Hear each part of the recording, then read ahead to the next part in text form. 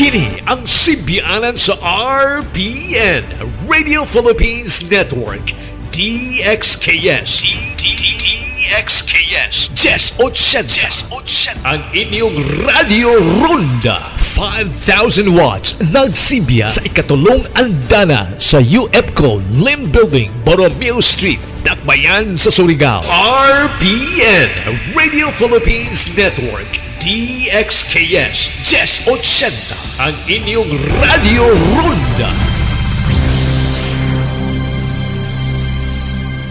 Take advice from them. A magical reunion is in the works. Every night, we take a hard look at the stories and provide you with multiple points of view from here and around the world. Now, we'll bring you more news you can use from the trading floor and the global markets, and bring you more news you can trust in business and finance. Buy, sell, hold on The Final Word, weekdays at 9 p.m. only on CNN Philippines.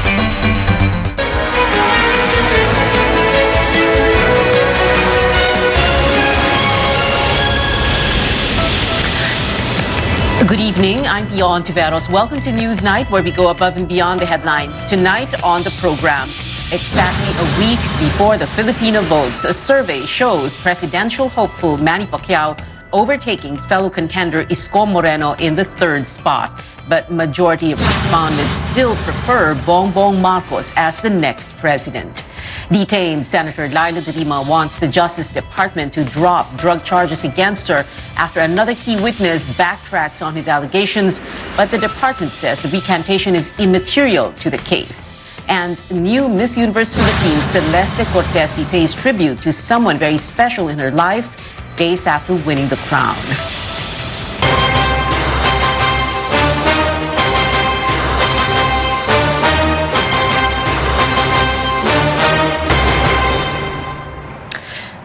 We begin with the latest and final Pulse Asia pre-election survey, where there was barely any movement in voter preference for former Senator Bongbong Marcos and Vice President Leni Robredo. In the survey conducted from April 16 to 21, Marcos's score was unchanged from March at 56%. Robredo lost a point with 23%. But Senator Manny Pacquiao overtook Manila Mayor Isko Moreno in the third spot. Pacquiao got 7%. Moreno lost half of his voter preference in March with 4%. Senator Ping Lacson rounded up the top five with 2%. In the vice presidential survey, Marcos's running mate, Davao City Mayor Sara Duterte, is still in the lead with 55%. Followed by Senate President Tito Soto, 18%, Senator Kiko Pangilinan, 16%, Dr. Willie Ong, 3%, and economist Manny Lopez, 1%. Representative Lito Atienza fell to the sixth spot and scored less than 1%. Now, some key developments that happened during or prior to the conduct of the survey, where the Easter Sunday press conference, Lacson's resignation from Partido Reforma, and the junking of the final petition against Marcos's presidential bid. Pulse Asia conducted the survey through face-to-face interviews with 2,400 Filipino adults with a 2% error margin. And the Marcos campaign thanking supporters following the release of the latest Pulse Asia survey. Marcos spokesperson Vic Rodriguez again attributed the Uniteam's high ranking to their message of unity, but Rodriguez still called on Filipinos to be vigilant on Election Day, which he called the most important survey. Robredo spokesperson Barry Gutierrez says her numbers remain encouraging, adding the survey did not capture her massive rallies from mid-April onwards. Gutierrez is confident that the efforts of Robredo supporters in recent weeks, such as house-to-house campaigns, will translate to votes on May 9. The Moreno campaign says the Pulse Asia survey is a big departure from another study held by independent market research company Tangere. That survey conducted from April 20 to 22 shows Moreno is second place with 20%. Moreno consistently second place in previous surveys. Meanwhile, his running mate, Dr. Willie Ong, is unfazed by his low ranking in the Pulse Asia survey. Hindi ko gano'n tinitingnan yung survey. Tinitingnan ko lang kung ano yung magagawa ko sa tao. Malalaman naman natin yung tunay na survey sa May 9. Makita nyo naman mula sa start hanggang dulo, wala akong false move. Kahit itong 4 na senador namin, walang false move. Kahit binabato kami, never kami sumagot, never kami nanira.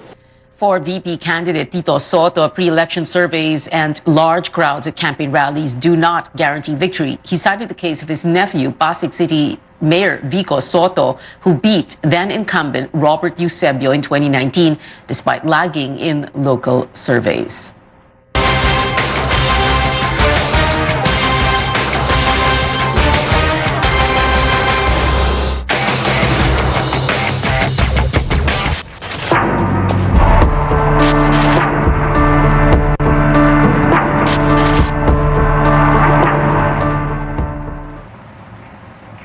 First, it was self-confessed drug dealer Kerwin Espinosa, now a former Bureau of Corrections chief, who alleged that he brought 5 million pesos of drug money to Senator Laila de Lima's house in 2012. Taking back his word, Rafael Rago says he was just coerced to testify against the senator. With this, the senator wants the Justice Department to immediately drop the drug charges against her. Our George Quiles tells us more.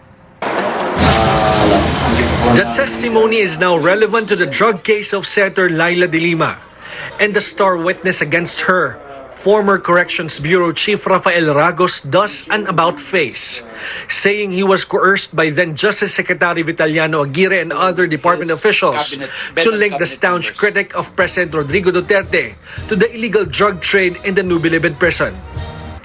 Ragos said in an affidavit that he lied in his testimony in congressional hearings, media interviews, and even before the court. Ragos earlier said he and former NBI agent Jovencio Ablen delivered 5 million pesos in cold cash to De Lima's house twice in 2012. The senator's former bodyguard and supposed partner Ronnie Dayan allegedly received the money sent by drug lords inside the Bilibid. Ragos said he was threatened with detention if he did not cooperate. De Lima's lawyer says this new twist reveals what he calls grand conspiracy to try to silence the senator. We knew that they were all fabrications right from the very start, and Senator Laila de Lima is innocent. The sad part is so many officials, lawyers from the Department of Justice, officials from the highest echelons of our society, of our government, and even the public attorney's office took part in the falsification. The senator's camp is calling on the Justice Department to immediately withdraw all drug cases, work for her immediate release, and conduct an intensive investigation on officials who may have conspired against De Lima. The lawyer has been detained at the PNP Custodial Center in Camp Crame, Quezon City since 2017. It is not just Senator Laila de Lima who's the victim of this greatest frame up in Philippine history, but the Filipino people, the justice system. It's a direct attack towards our justice system and toward the integrity of our court system, which is why we're prepared to actually hold those people into who are the authors of this greatest deception into account. Justice Secretary Menardo Guevara says he will speak with prosecutors in the case, since he was not yet in the agency when charges against the senator were filed. CNN Philippines is trying to get the side of Aguirre, who is now vice chairman of the National Police Commission. George Cahiles, CNN Philippines.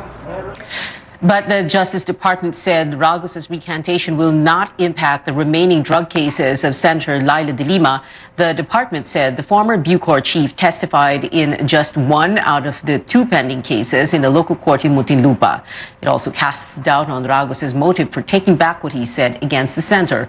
Prosecution maintains they have strong evidence against de Lima and her former driver, Ronnie Dayan. Well, Senator De Lima welcoming Ragos' recantation in a series of tweets. The detained lawmaker says it is 5 years too late, but still appreciated. She hopes all others involved in what she says are trumped-up charges against her would soon feel guilty. She adds, quote, "It appears, after all, that justice will still be served, no matter how late," unquote. Presidential hopeful Vice President Leni Robredo and running mate Senator Kiko Pangilinan reiterating their call for De Lima's immediate release, with Pangilinan saying they want De Lima to join the team's Meeting de Avance. De Lima is seeking re-election under the Robredo-Pangilinan slate. Other groups and allies also calling to free De Lima now.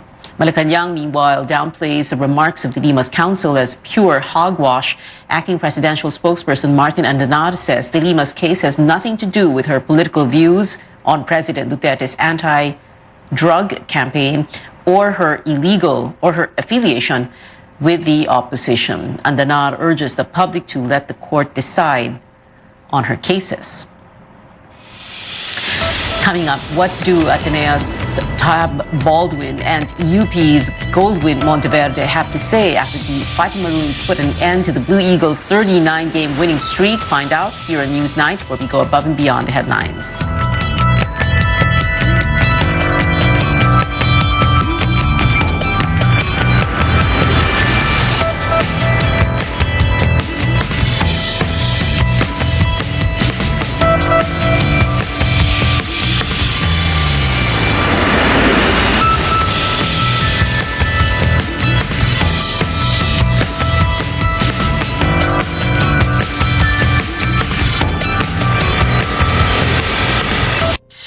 What makes a nation grow? Every day we see them. The providers, the traders, the movers, the doers, and the go-getters. Each play their part, whether big or small, in creating a better life for all. Whichever your role may be, we're right here for you. We are Land Bank, and we are here to make this nation grow. Kamusta kayo? Kaya pa ba? Pasensya na, toxic, no? Pula, dilaw, kung ano nung kulay. Pero alam ba nila na ang problema mo? Murang bilihin, babae, trabaho, kuryente, tubig, ang dami. Kung gulong-gulo ka na at hanap mo'y peace of mind, halika, magbubon tayo. Maiba naman. Sama-sama tayo sa May 9. Walang higantihan, walang awayan. Hindi kita iiwan. Isko Moreno po sa pagkapangulo.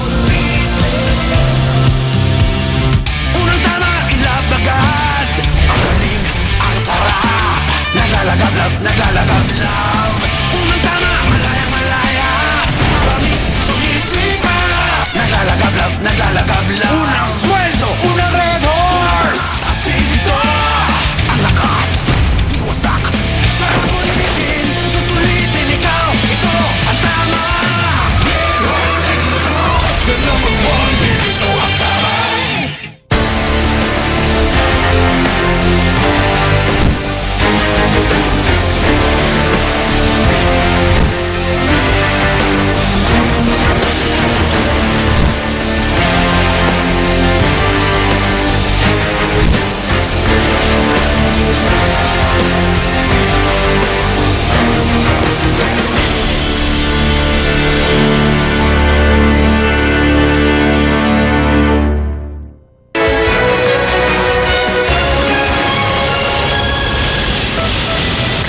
Welcome back. 15 persons, including foreign travelers and crew from a Tubataha dive boat, are now in isolation after testing positive for COVID-19.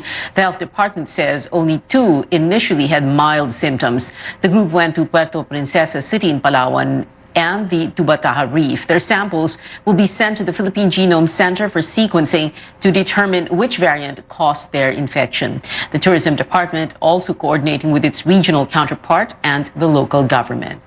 It's an isolated case, no? So hindi po rin natin alam kung anong klaseng variant pa ang makikita natin sa kanila dahil isi-sequence pa lang, no? Hindi pa po napoproseso ang kanilang samples. They were all immediately isolated.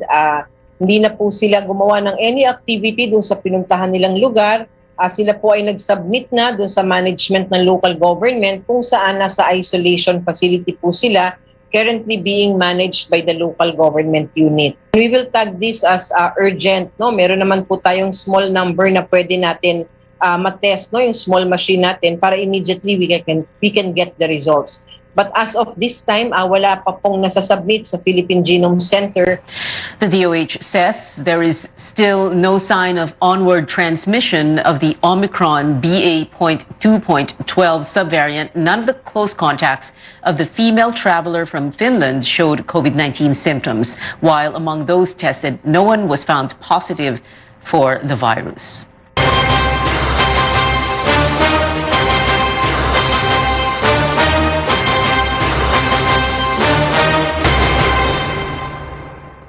Just 7 days to go before the Filipino votes, Manila Mayor Isko Moreno skips his sortie and motorcade in Quezon City today. Campaign staffers say it is because of an important meeting. Moreno met with Muslims in Manila to celebrate Eid al-Fitr earlier in the day. Former Senator Bongbong Marcos slammed his fiercest rival, Vice President Leni Robredo, during a final campaign rally in the province of Isabela on Sunday. Marcos went off script from his usual speeches and said Robredo did not cooperate with President Rodrigo Duterte. Nangyari kay Pangulong Duterte na siya at kanyang bise ay hindi nagkakasundo. Maraming hindi magawa. Kaya't napakahalaga na ang Vice President at saka ang Pangulo ay nagkakaintindihan, nagkakasundo para nagkakaisa. Marcos also looked back on his loss to Robredo in the 2016 VP race and insisted he was cheated, even if the Supreme Court junked his protest against her last year. Nangyayari kapag alam naman natin ang nangyari nung last time, nakatulog lang tayo kung ano na nagbago. Magpapahanap kami ng ng tune-tuneladang kape. Papadala namin dito mga 3-in-1 para walang tulugan sa Mayo 9. Robredo's daughter Trisha joins house-to-house campaigns in the city of Tacloban, whose mayor is Marcos's cousin, Alfred Romualdez.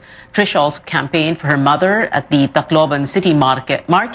Trisha admitted to feeling anxious about visiting Marcos's bailiwick, but said she felt inspired after meeting volunteers there. Now, on to other election updates. The Commission on Elections is open to holding special polls beyond May 9 for the 2,000 overseas voters in the Chinese city of Shanghai. Voting has not began there because of strict COVID-19 lockdowns.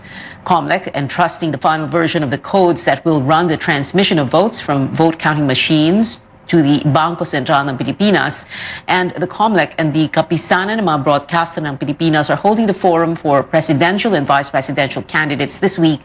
Catch the forum live on CNN Philippines and KBP member stations beginning tomorrow.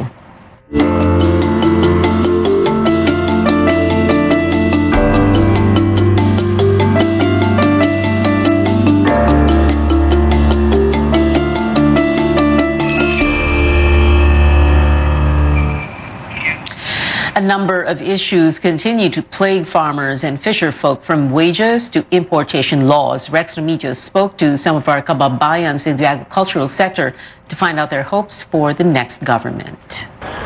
We chance upon Nestor Solamo carrying a sack of tresh palay in Haro, Leyte. They spread the grains beside the highway until they dry. Rice traders will then pick them up for milling before selling them in public markets. Nestor is glad the planting season is over when the irrigation system got damaged. He's hoping it will be fixed before July, when they must start planting rice again. Mga 2 buwan yata yung siyempre ngayon mag-election, di pa maasikaso. Since the harvest season is over, he will look for a side job to support 5 of his 7 children who are still studying. Wala nang anihan wala. Tambay na naman. Nestor also hopes an end to cheap rice imports flooding the markets, which affects the price of their harvest. He blames the rice tariffication law, which he wants reviewed by the next administration. Kuwan, sabi may marami daw imported. Kaya ang kuwan namin dito, inaani, murang bilhin nila. Previously, they can sell at 16 pesos per kilo. Now, traders are buying their harvest at 13 pesos a kilo. Nestor says they have no choice. It's more expensive if they will do the milling and sell them to markets. Mura, mababang kuwan. Dahil may umaangal eh. Tapos ang bigas mahal.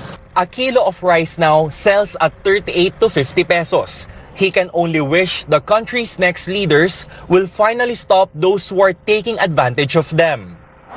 Before sunset, Felix Maravilla Jr. is still trying to catch fish near the coast of Tagawayan, Quezon. Felix says he needs to work harder as high fuel prices eat up a chunk of his income. In the past, he can bring home 1,000 pesos for his wife and 9 children every day. Now, they get by with 400 to 700 pesos. Hindi ka rin makalay dahil mahal ng gasolina. Iwasan mo rin magkastos ng malaki. Dito ka lang sa malapit.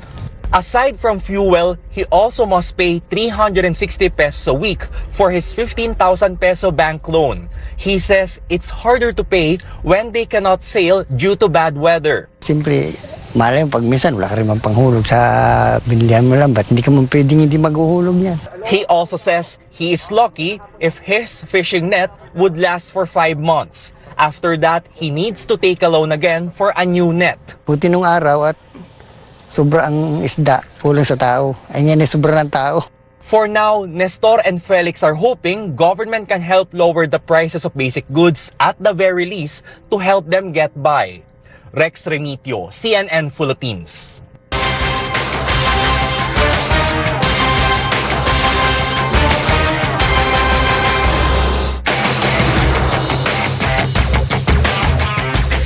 Commuters had to wait hours for a ride at a major terminal in Parañaque City on Saturday after a number of buses were supposedly used for campaign sorties. The Parañaque Integrated Terminal Exchange, or PITX, says it called for backup units, but these were booked as well. Leni Robredo held a grand rally in Batangas, while Isko Moreno and Sara Duterte took on Pangasinan on that same day. The terminal management says it will coordinate with the Transportation Department to provide reserve units for contingencies. What we try to do is we try to augment this by calling other bus companies that were available. Unfortunately, konti rin lang talaga naging available kasi napakadami talaga yung mga bus na nagamit dito sa mga campaign sorties. CNN Philippines is reaching out to the LTFRB and the provincial buses group for comment. The Land Transportation Office said public utility vehicles should have a special permit for campaign rallies. In other news, 8 people were killed. 3 were injured in a barangay UP campus fire in Diliman, Quezon City at around 5 in the morning. The fire was put out by 7 a.m. About 250 families were affected, with over 80 houses ravaged by the fire that reached second alarm. Authorities are still investigating the cause. Now, straight ahead, get to know the new face of Miss Universe Philippines 2022, Celeste Cortesi. And all good things come to an end. The Fighting Maroons ending the Blue Eagles' winning run in the UAAP. We'll hear from the Ateneo's Tab Baldwin and UP's Goldwyn Monteverde here on Newsnight, where we go above and beyond the headlines.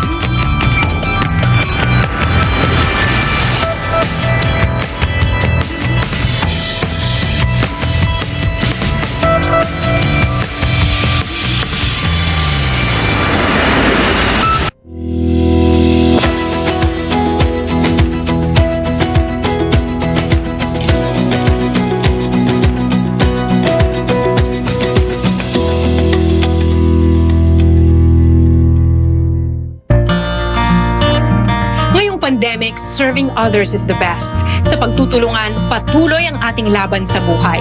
Kaya dapat always healthy. With proper diet, exercise, and MX3 coffee mix to ignite my day. Hi guys! Lagi akong focused, active, at MX Your Ordinary. Because the most important things in life deserve nothing less.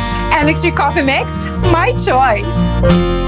LG OLED Evo. Experience the realism of self-lighting in every pixel. Delivers deep black and true-to-life colors.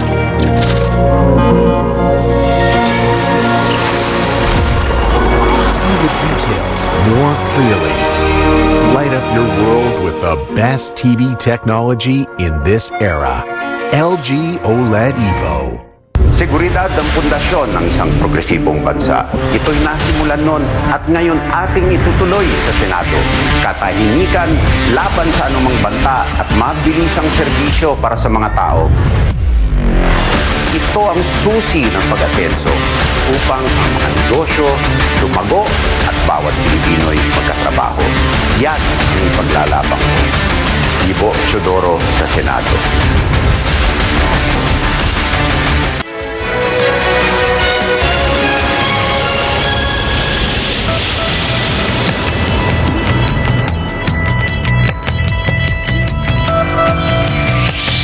Welcome back to CNN Philippines. Filipino Muslims gathered today to mark Eid al-Fitr, or the festival of breaking the fast, the first held amid more relaxed COVID-19 restrictions. Paige Javier gives us a look at the festivities in Manila, where thousands joined in prayer. Before dawn, the Muslim faithful filled the Manila Golden Mosque and its vicinity to celebrate the end of the holy month of Ramadan. At the Bonifacio Shrine, our Muslim brothers and sisters also gathered for the morning prayer.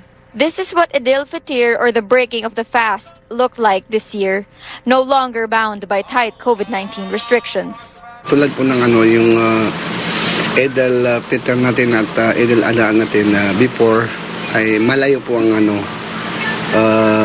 diferensya. Kumpara sa ngayon ay medyo maluwag po, kaya mas marami po ang umatin pumunta ng dito sa Manila Golden Mosque kaysa dati po. The Muslim faithful is grateful they can gather and pray with friends and family just like old times. Each of them offering prayers before eating together. Sana po magkaroon tayo ng very clean, malinis na eleksyon. Sana po mawala na po yung pandemya. Sana lahat ng bansa natin kakaisa, at saka sana wala na mangyari na dahas na katulad sa Ukraine nangyari. This observance is special for Ramesses Laud, a former pastor, as he marks nearly 17 years of returning to the Islamic faith. He says this year's celebration is still meaningful despite not being in his home province. Iba ang ngayon at saka yung mga nakaraan. Kahit na pandemya, nag-strive ang mga tao para lamang sambahin ang tagapaglikha. President Rodrigo Duterte hopes Muslims are inspired to remain models not only of the faith, but of goodwill and compassion. Vice President Leni Robredo, meanwhile, says Eid al-Fitr reminds us about the importance of compassion and uplifting each other's lives. Malacanang announced Tuesday, May 3, as a holiday in observance of the Islamic tradition. Paige Javier, CNN Philippines. In sports, the Ateneo Blue Eagles are no longer undefeated in the UAAP as the UP Fighting Maroons hand them their first loss in 4 years. UP put an end to Ateneo's 39-game winning streak yesterday at the Mall of Asia Arena, 84-83. UP head coach Goldwyn Monteverde spoke about his team's recovery after blowing an early 18-point lead, while Ateneo's Tab Baldwin admitted to some tactical mistakes which cost them the match. Whatever yung run na nangyari kanina, may time na lumabang din sila sa amin. Hindi kami sumuko as a team, doing our best defensively and offensively to execute sa opensa for one, and yung team defense namin mapaganda pa namin, which I think would be a big factor sa pagpasok namin ng Final Four. You know, I made decisions and they didn't pan out very well early in the game, and you know, that's the way it is. Now it's just a case of regrouping and bouncing back, getting ready for a tough FEU team. Even with the loss, Ateneo enters the Final Four as the top seed with a twice-to-beat edge against FEU. The UP Fighting Maroons hold the same advantage versus LaSalle. Final Four action begins this Wednesday at the MOA Arena. Another triumph over the weekend. Pasay Celeste Cortesi is the new Miss Universe Philippines. Celeste, a crowd favorite and front-runner, beat 31 other candidates during Saturday night's coronation at the MOA Arena. The Filipino-Italian beauty queen says she hopes her victory will inspire others to keep reaching for their dreams. Celeste paid tribute to someone special after her win, posting photographs of herself and her mother wearing crowns. In the final Q&A portion, the 24-year-old said if she could stop time for a day, she would spend it with her family, especially her mom. And that is it for now. Join me again on News.ph at 7 p.m. I'm Pia Ontiveros for Newsnight, where we go above and beyond the headlines.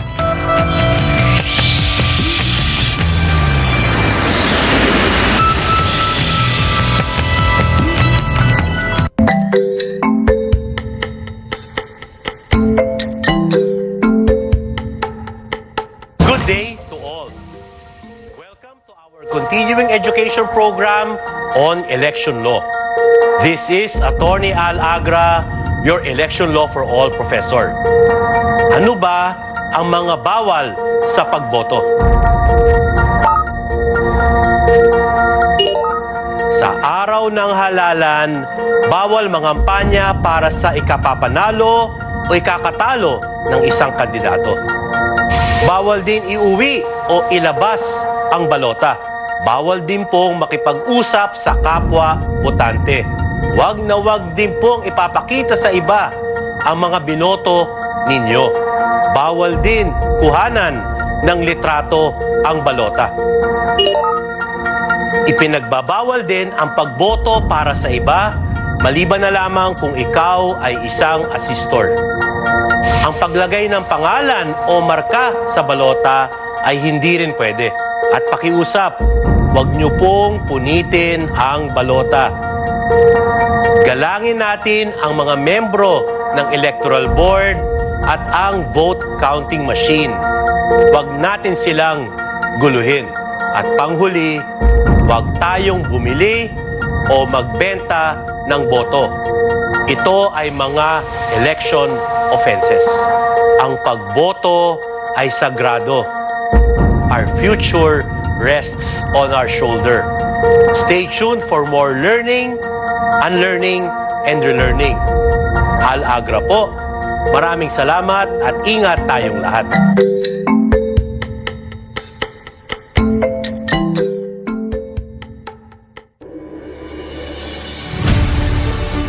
Kini ang simbiyanan sa RPN, Radio Philippines Network, DXKS. DXKS. 1080. Ang inyong Radio Ronda. 5,000 watts. Nagsimbiya sa ikatulong andana sa UFCO Lim Building, Borromeo Street, Dakbayan sa Surigao. RPN, Radio Philippines Network. DXKS 1080, ang inyong Radio Ronda.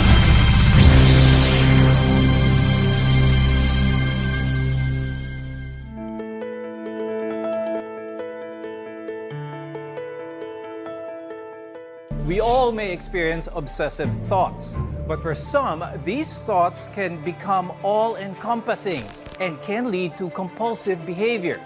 Obsessive-compulsive disorder, or OCD, is a condition that can impact a person's day-to-day life.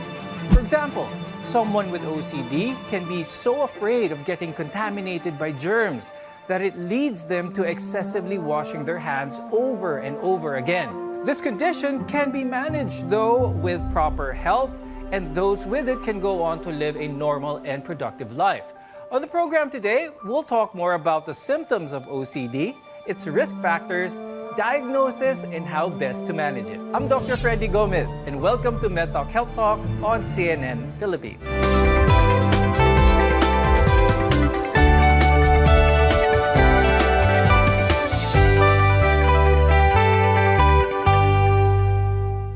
Obsessive-compulsive disorder is a health condition that affects adults and children all over the world. Now, our guests are here today to tell us more about this and how people with OCD can best cope with the disorder. With us is Dr. Joan May Perez Rifarial. She's a psychiatrist from the Veterans Memorial Medical Center. Also with us is Ms. Jessica Espanto, who is a clinical psychologist from In Touch Community Services. OCD, obsessive-compulsive disorder. Many of us associate OCD with the desire to be neat as well as tidy, napakalinis at napaka-organized. But the condition is so much more than that. Dr. Joan, could you tell us more about OCD? What exactly is it? OCD, as mentioned earlier in your introduction, it's a mental health concern, which is quite common. In fact, for a population, the rates can go as high as 2% of the population who may be suffering from this mental health problem.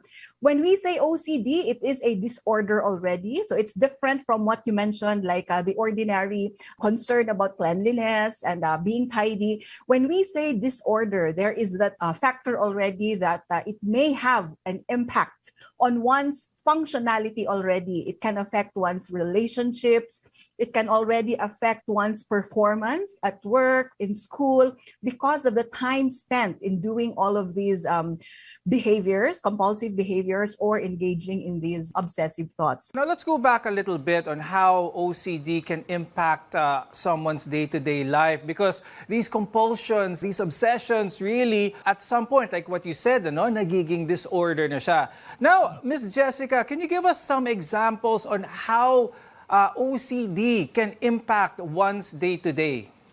So, for example, individuals with OCD might engage in reassurance-seeking behavior, and there's a pull from their partner to give reassurance all the time. And this can put a strain in the relationship of the couple. For example, an individual with OCD might keep on asking if their hands are clean or clean enough, or if they have that obsession on contamination. Another example would be they might keep on asking, or they might keep on checking doors. It can have a pull in their partner to keep on responding to their behaviors, keep on telling them that they're safe, keep on telling them that their hands are clean or their bodies are clean, and that can put a strain in the relationship. Now, there are ways that those living with OCD can overcome these obsessions and these compulsions, but we'll talk more about those later on the show. For now, though, let's discuss some factors that can make someone more likely to develop this condition. Dr. Joan, when we talk about risk factors or what may be present to make one prone to OCD, could you talk more about this? Yes, in terms of risk factors, we always look at it from a perspective of biopsychosocial elements affecting or putting a person at risk for the development of OCD symptoms. So biologically, there are studies which have shown that there are parts of the brain which can be overactive for those who are going through symptoms of obsessive compulsive disorder. So there is hyperactivity in some parts of the brain. So even if they don't want it, some parts of the brain fire up involuntarily. So that is one. Studies have also shown some problems in terms of neurotransmitters, the secretion of neurotransmitters in the brain, specifically serotonin. That is the neurotransmitter, or in layman, it's the hormone in the brain which is unstable for patients with OCD. And so those are the targets for treatment biologically. For those parents watching, are there any telltale signs you would pick out from a child? What type of specific behaviors are we talking about here? These obsessive thoughts are unwanted by a child, by a teenager. And so sometimes these thoughts are about safety, safety of the family. Sometimes the thoughts are about dangers, anything anxiety provoking for a child. So usually it's about safety of a family member. So they keep on asking their moms, I had this thought that someone in the family fell sick. They need that reassurance. So when a child always comes to the parents to ask for reassurance that everything would be fine, that everything is okay. So that can be one example of an obsessive thought that an individual has. On the other hand, symptoms of OCD compulsions are behaviors that you may feel driven to perform repeatedly, as what was mentioned earlier. So, Ms. Jessica, what are some of these symptoms of compulsion naman? Compulsions are repetitive behaviors or mental acts. Some examples of compulsions when an individual has an obsession on contamination would be washing, showering, and cleaning. When an individual with OCD has an obsession on harm, they might engage in checking behaviors, checking doors, windows, even stoves. Dr. Joan, when it comes to OCD, are we talking, is it just one size fits all or meron bang mild, moderate, severe ito? When we say OCD, there are different levels of severity to it. In fact, in the Diagnostic and Statistical Manual of Mental Disorders, there would be a specifier for the level of distress or the level of insight that an individual has as to the severity of his or her symptoms. So we may assess one as having full insight, good insight. They know that they are going through some irrational thoughts, irrational behaviors, they're aware of it. But for some, the insight may not be as good, so they may not admit it. They may say that, oh, this is something which I don't have control over. But for some, they really believe in their obsessive thoughts and compulsive behaviors, and we label them as having no insight at all. So there can be that variation in terms of their ability to understand what really is going on with their thoughts and behaviors. For some, external factors might be triggering their obsessive-compulsive disorder. When we return, we'll talk more about these triggers. We're your partner in healthcare. You're watching MedTalk Health Talk.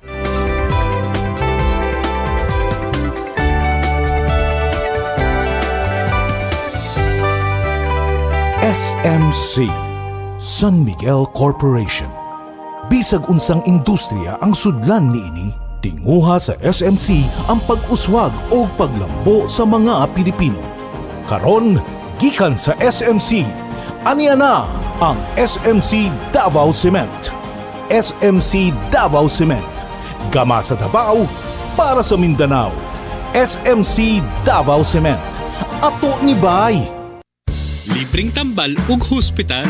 Trabaho tabang sa mga gakinahanglan. May nagawa na, may magkagawa pa. Sino ka pa? Only Binay. Para senador. Numero 11 sa balota. Iboto Binay for Senator. Political ad paid for and by Una, 117 Rada Street, Makati. Protektahi ang imong mga mata batok sa delikado ug makadaot nga ultraviolet nga silaw sa adlaw ug uban pa. Pinaagi sa pagsulob og eksakto nga prescription sa antiyohos o antipara. Likay ang mga sintomas sama sa hanap nga pananaw sa layo o duol nga basahon, sakit sa ulo ug uban pa nga makaapekto sa atong kahimsog nga ang hinungdan depekto sa atong mga mata. Alang sa kumpleto nga primary eye care, contact lenses, fashion eyewear, computer eyeglasses, sunglasses, accessories ug uban pa, adto kita sa AG Buñuel Optical Clinic. Ang AG Buñuel Optical Clinic nagpahinumdum kanato nga ang kahimsog sa atong mga mata usa ka prioridad nga angay ipa-check up kausa matag tuig aron pagsiguro nga luwas kita sa piligrong mga sakit. Pinaagi sa lisensyado og qualified optometrists nga maoy mo prescribe sa eksaktong kagamitan og kung primary eye care ang paghisgutan. Duaw lang silang buhatan sa 3636 sa Nicolas Street, Surigao City ug adunay ilang extension office sa Aurelianida Street, Cantilan, Surigao del Sur. Ayaw kalimti higala. AG Buñuel Optical Clinic. Ang AG Buñuel Optical Clinic doon na branch dito sa lungsod sa Dapa sa may Lupis Haina Street, Poblasyon Dapa, Surigao del Norte. Ang AG Buñuel Optical Clinic dinhi sa syudad ng Surigao no transfer na sa bag-ong location sa Nicolas Street Ragyahapon, tapad sa Garcia Hotel at bang sa Unicity. Ako po si Gringo Nasan. Itinatag natin ang school feeding program. Palalawakin natin ito upang ang pagkain para sa feeding program ay magmumula sa produkto ng ating magsasaka na may garantiyang bibilhin ng ating gobyerno. Automatic na pagbaba ng buwis sa langis at pagsugpo sa smuggling ay ating ipatutupad. Self-sufficiency sa bawat bayan ang magbibigay ng trabaho para sa lahat. Gringo Nasan po, number 33 sa Senado. Political ads paid for by Gringo Nasan, 901 Paragon Plaza, Mandaluyong City.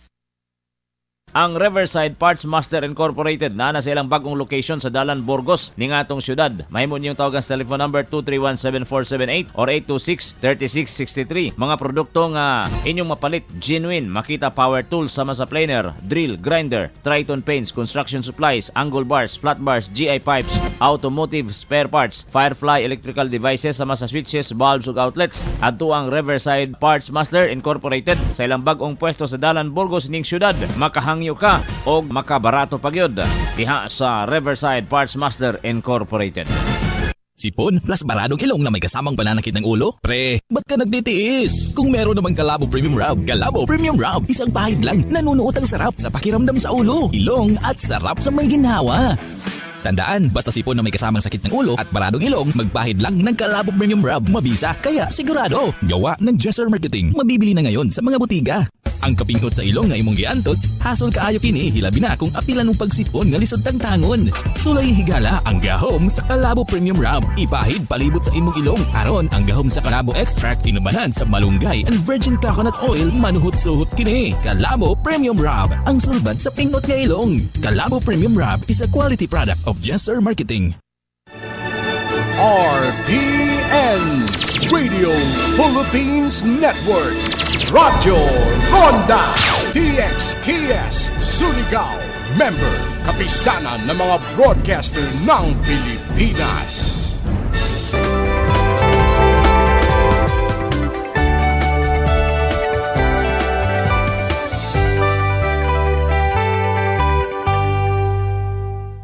I'm Dr. Freddy Gomez, and welcome back to Med Talk Health Talk, where caring is our calling.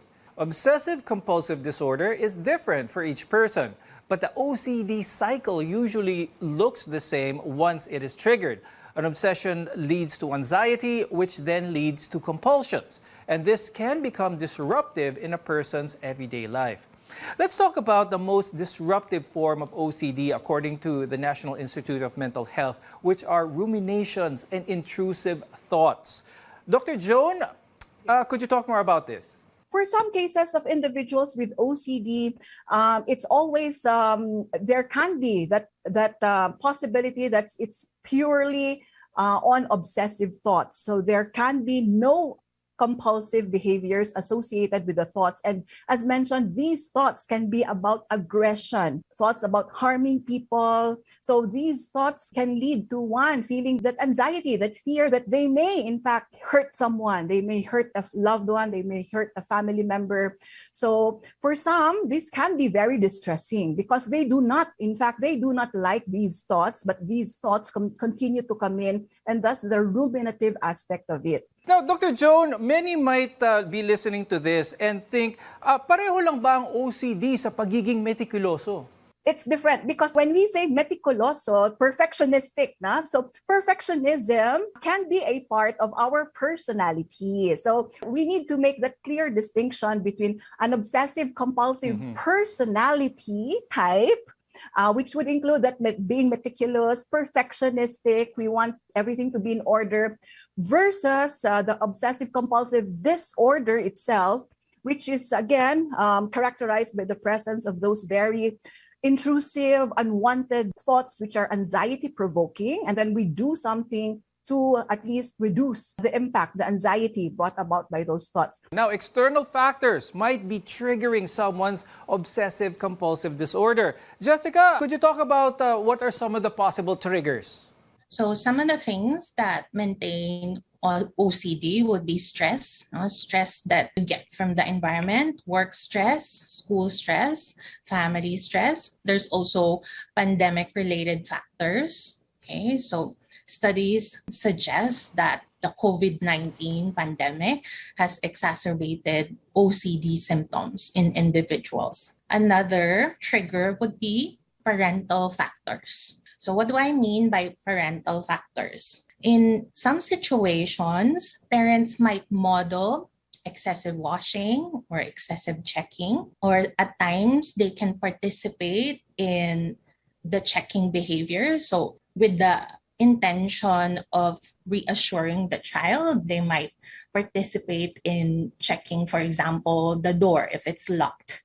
So unfortunately, even though the parent has well intentions, this can reinforce the compulsions and the obsession. Now, another common trigger or a possible trigger here is previous trauma.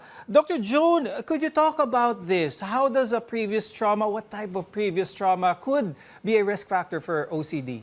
Any form of traumatic life experience can possibly be a risk factor for the development of OCD, specifically trauma related to losses. We know that when we lose someone, and if it's sudden and we are not prepared for it, then it can elicit symptoms of grieving, depression, anxiety. And in fact, these example, studies have shown that when we lose someone, when we lose something, be it real or imagined, it can have a profound effect on the risk of having symptoms of OCD. So it would, for example, if we lose someone from a disease, then it can make someone be more at risk to be more mindful of cleanliness. There can be fear of contamination. There can be fear about safety, security of loved ones, of family.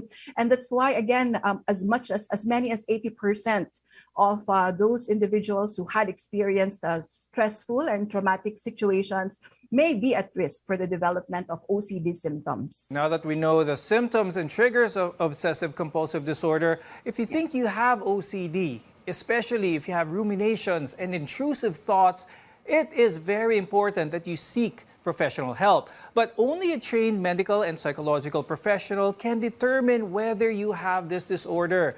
Now, Dr. Joan, walk us through how OCD is diagnosed. First, we do a very accurate and very thorough clinical examination in the clinic. We follow the Diagnostic and Statistical Manual of Mental Disorders. There is a criteria to be followed there in terms of assessing and diagnosing an individual to have OCD. So in the criteria, it says that there should be the presence of obsessions, obsessive thoughts, the ruminative thoughts are there, and or compulsive behaviors as a response or as a way to reduce the impact of the ruminative thoughts. And another criteria which is very important is that these behaviors or the time spent on ruminating on these thoughts is usually more than an hour. So it's time consuming. And because of this element of being time consuming, then it leads to that impact on the distressing impact on one's functionality. Because instead of being able to focus at work, go to work on time, attend classes on time, people with OCD may spend more hours at home to check and recheck, or maybe wash hands before they're able to go out and do the things or errands that they need to do. And we need to make sure that it's not due to another medical problem or another problem which may be triggered by a substance use or abuse. Now, Ms. Jessica, how is OCD naman determined if this is mild, moderate, or severe? You can evaluate it in terms of how frequent it happens and in terms of the level of interference it has on one's work, school, or home functioning. There's no cure for OCD today, but there are ways to keep it under control. More on this when we return. Your health is our mission here on MedTalk Health Talk. We'll be right back.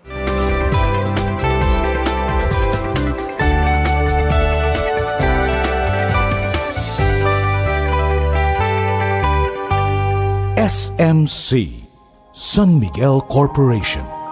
Bisag unsang industriya ang sudlan niini, tinguha sa SMC ang pag-uswag o paglambo sa mga Pilipino.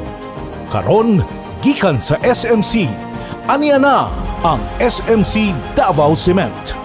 SMC Davao Cement, gama sa Davao para sa Mindanao.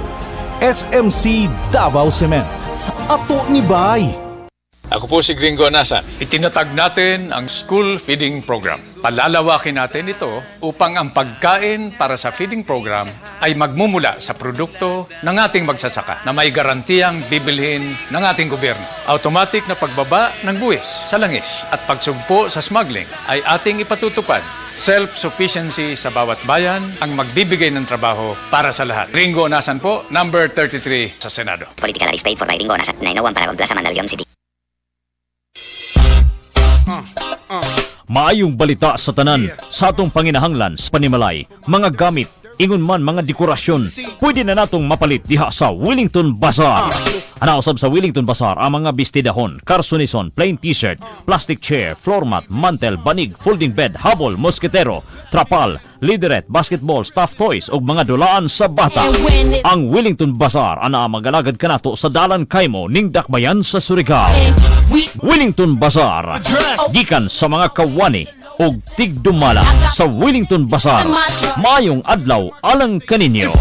Wellington Bazaar, sukiyon ta sa kanunay. Ay, kasakit yun sa ako ang mga mata. Uy, labad pagyud kay ako ang ulo. Murag kog malipong ba? Unya, murag limtanon pagyud ko. Unsaon man ni uy? Naa na gyud kay problema, miss. Ha? Tanawa gud nagsakay ka sa tricycle, wala kay suot bra. Para masolba na imo problema. Pag inom man ni Lutein Plus. Unsa? Lutein Plus? Asa man na nimo gikan? Ako man ninadunggan sa radyo, miss. Mao ang kapalit ko naan pang pagandam ba. Sige, salamat kayo ha. Magpalit dayon ko og Lutein Plus. The award-winning supplements from Clean Green, New Zealand Omega Plus support sa heart and blood system. Ang Lutein Plus ay 13 ka mga ingredients lakip ng vitamins A and C. Dili lamang kung maradyaw sa atong pananaw, nagsuporta sa bini sa ato intirulawas ning panahon nga jara kita kuman sa COVID-19 pandemic. Kinahanglan magpabilin kitang himsog inom sa Lutein Plus, Omega Plus and Primrose Plus Soft Gel. Inintanan available dia sa New Family Drug, Palma Drug sa Aquarian Pharmacy. Kalabo with garlic plus lemongrass and turmeric. Maayo kini alang sa mga nagantos sa high blood. Kung perming kasakit ang imong tangkugo, kung masobraan ka og kaon sa mga lami ang pagkaon, basig ning tukar na ang imong high blood. Pagtumar higala og kalabo with garlic plus lemongrass and turmeric. Usa ka capsule bago mo gaon aron siguradong protektado kang kanunay. Kalabo with garlic plus lemongrass and turmeric. Masaligan og siguradong epektibo batok sa high blood. Kalabo with garlic plus lemongrass and turmeric. Kalabo with garlic plus lemongrass and turmeric is a quality product of Jesser Marketing. RPN Radio Philippines Network. Radyo Ronda DXKS Surigao. Member, kapisanan ng mga broadcaster ng Pilipinas.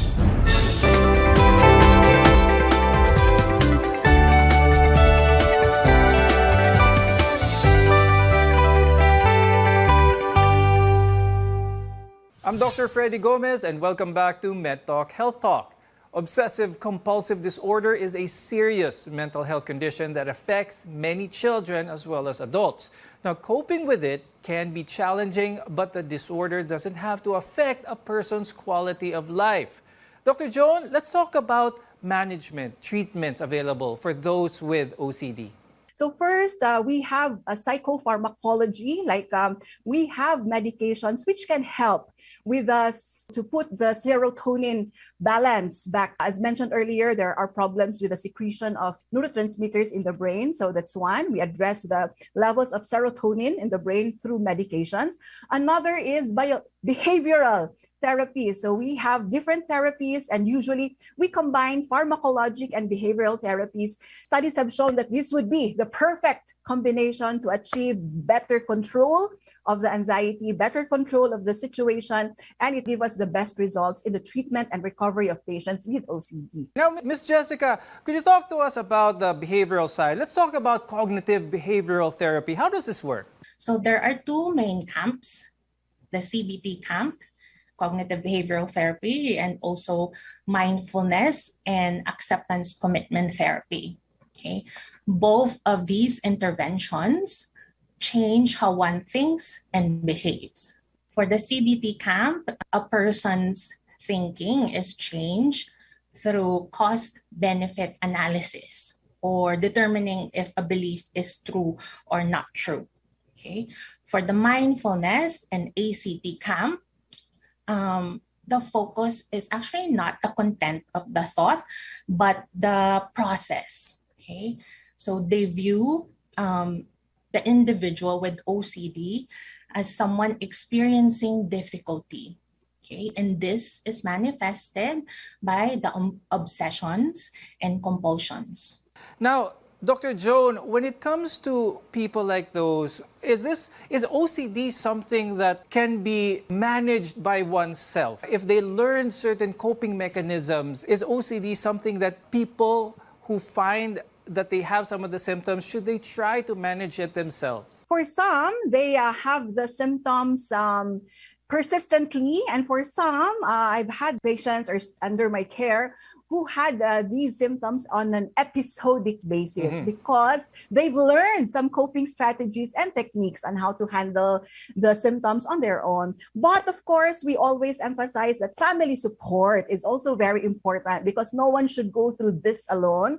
When an individual admits or is aware that these are really very unwanted, irrational, illogical thoughts and behaviors, then family support also is very important. We need to be allies with the family because they are the ones who are with the individuals 24 hours a day, 7 days a week. So it's important for family members to be empathic, to understand that this is something that is really beyond the control of someone. It's when we feel anxiety symptoms, there is a feeling that we've lost control over the situation. So the family member should be there to reassure, to encourage, and to always just support and to empathize and not be judgmental.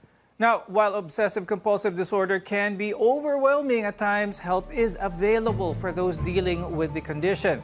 So stay focused on your goals, have a good support system, and find a healthy outlet. Now, these are just some tips that can help you live a healthy and happy life. Thank you very much, psychiatrist Dr. Joan Perez Refarial and psychologist Ms. Jessica Espanto for being with us today. We appreciate your time and your insights. I'm Dr. Freddy Gomez, and we'll see you again next time.